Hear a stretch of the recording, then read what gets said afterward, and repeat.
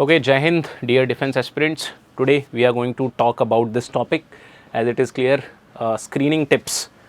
देखो कुछ चीज़ें तो मैं आपको पहले बताना चाहता हूँ जिसका आपको बहुत ध्यान रखना पड़ेगा। वो ये है अगर आपने प्रिपरेशन अच्छे से नहीं की है, कोई भी टिप्स काम नहीं आते हैं।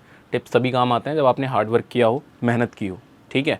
तो सिर्फ अगर ये सोचोगे आपकी वीडियो देख के काम चल जाए तो नहीं चलेगा, प्रिपरेशन अच्छे से करनी पड़ेगी। फिर भी कुछ चीज़ें हैं जिनके बारे में हमें पता ज़रूर होना चाहिए, ठीक है। तो देखते हैं क्या है। पहला, for aspirants who want to join pass this exam day 1 यही है, ठीक है। और इसमें क्या क्या होता है, officers intelligence rating test and picture perception and discussion test. तो दो चीज़ें जो हैं वो यहाँ पे होती हैं। अब पहले मैं यही देखना है कि OIR क्या है, फिर देखेंगे PPDT क्या है, क्या करना है क्या नहीं करना है, किन किन बातों का जो है वो विशेष कर ध्यान रखना है। देखते हैं। देखो, officers intelligence rating test. Now this is something which is done in 2 slots, ठीक है। 2 स्लॉट्स होते हैं इसके। लगभग आपको 20 मिनट्स मिलते हैं to solve 50 questions, 50 questions each. दूसरी बार में हो सकता है इसको 17 मिनट्स कर दिया जाए, फिर से आपको 50 क्वेश्चंस ईच सॉल्व करने होते हैं, ठीक है। तो ये आपको थोड़ा सा ध्यान रखना पड़ेगा कि आप इसकी प्रैक्टिस अच्छे से करो। अब अगर मैं सिर्फ बोलूँ कि आपको इसमें अच्छा परफॉर्म करना है, आप अच्छा परफॉर्म कर सकते हैं एंड ऑल, तो ऐसे काम चलता नहीं है। इसकी भी स्ट्रैटेजीज़ होती हैं जिसको आपको अच्छे से प्रैक्टिस करना पड़ेगा। इसलिए मैंने पहले बोला कि सिर्फ टिप समझ के मत देखिएगा, अगर मेहनत करने के लिए तैयार हैं तभी देखिएगा, तभी चीज़ें काम भी आएंगी, ठीक है। तो यहाँ पे आपको क्या है ना, आपको इन चीज़ों का ध्यान रखना है। पहला, कैसे ये टेस्ट काम करता है। देखिए लिखा हुआ है, before you start preparing make sure you understand how OIR test is set up, learn about the different kinds of questions you will face. तो क्या है different kind of questions? Verbal and non verbal reasoning, ठीक है। इसमें क्वेश्चंस कैसे आते हैं, verbal and non verbal reasoning. Practice, आपको कम से कम 1000 क्वेश्चंस वर्बल और नॉन वर्बल रीजनिंग के करने चाहिए, ऐसा मेरा रिकमेंडेशन है। ये कोई बहुत बड़ी बात नहीं है। आप अगर 1000 क्वेश्चंस कर लोगे ना, तो वो एप्टीट्यूड आपके अंदर आ जाएगा, वो समझ आपके अंदर आ जाएगी क्वेश्चंस को काउंटर कैसे करना है, ठीक है। दूसरा है work on understanding words. The verbal reasoning questions test how well you can understand and figure out written stuff. Practice things like finding similarities and differences. तो इसीलिए मैंने आपको पहले कहा कि आपको अगर मेहनत करने के लिए आप रेडी हो तो बात बनेगी, आपको प्रैक्टिस करनी पड़ेगी OIR के लिए। अब यहाँ पे क्या है, हमने एक वर्ड यूज़ किया है, ट्रिक्स। आप बहुत सारे चैनल्स हैं जिन पे आप चीज़ें देख सकते हो, बहुत सारा स्टडी मटेरियल आपके पास है जहाँ पे जाके आप प्रैक्टिस कर सकते हो और एनालाइज कर सकते हो, ठीक है। तो इसमें कुछ चीज़ें क्या है, how well you can understand shapes. आपको पता है नॉन वर्बल रीजनिंग में हो सकता है एक एरो ऐसे दिखे, फिर हो सकता है वो ऐसे हो जाए, फिर ऐसे हो जाए, फिर पता चले कि नेक्स्ट में आपको क्या करना है, ठीक है। तो आप अगर क्रिटिकल थिंकिंग डेवलप कर सकते हो विद प्रैक्टिस तो आपको बहुत अच्छा हो जाएगा। Figure out ways to spot pattern sequences and connections between visual things so you can solve problems faster।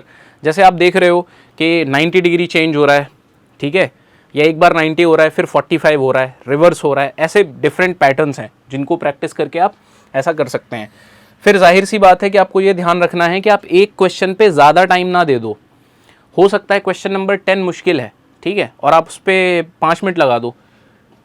हो सकता है क्वेश्चन नंबर 15 से 25 तक सब आपको आ रहे हो, पर वहाँ तक आप पहुँच ही ना पाओ। तो आपको ये ध्यान रखना है कि आपको एक एवरेज टाइम में एक तरफ से सारे क्वेश्चंस करने हैं। अगर मौका मिलेगा तो दोबारा वो क्वेश्चंस देखूंगा मैं, नहीं मिलेगा तो मैं नहीं देखूंगा, ठीक है। ये लुक बैक एंड लर्न, ये सिंपल चीज़ है कि आपको अपनी गलतियों से सीखना है।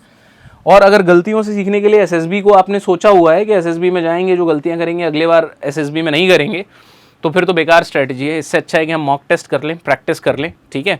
हमारे यहाँ पे जो रिसोर्सेज अवेलेबल हैं आप उनको यूज़ कर सकते हैं। Picture perception and discussion test, इसके लिए एक डिटेल्ड वीडियो मैंने बनाया हुआ है अलग से, ठीक है।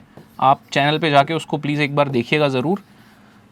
उसमें मैंने सब बताया है कि what led to the situation, what is currently going on, कितने टाइम में हमें लिखना चाहिए, कितने वर्ड्स होने चाहिए, ठीक है।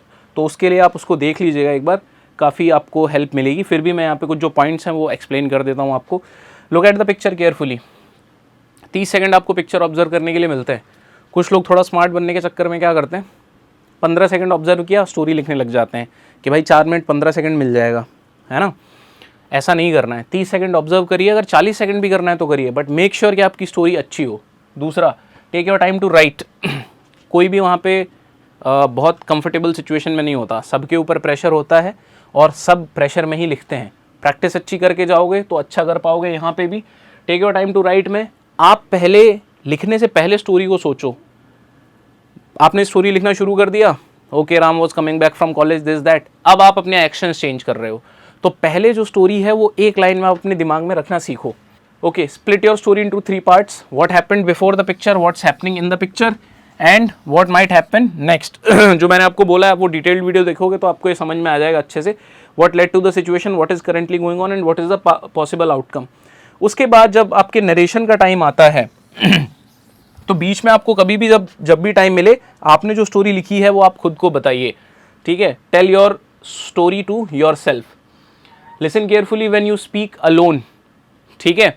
जब आप बोल रहे हैं, प्रैक्टिस कर रहे हैं, या वहाँ पे भी जब आप जा रहे हैं, ठीक है, तो when it's your turn to talk by yourself, pay attention to what others say. If someone says something useful you can include in your story if it fits, और आपको आगे ग्रुप डिस्कशन में भी इसकी हेल्प मिलेगी। Take part in the group discussion. Take part से क्या मतलब है, बोलना है, एक्टिवली पार्टिसिपेट करना है। जब मौका मिल रहा है तो बोलना है, बहुत सरेंडर भी नहीं होना, बहुत एग्रेसिव भी नहीं होना है।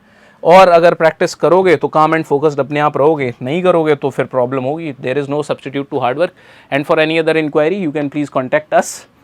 Take care of yourself. जय हिंद।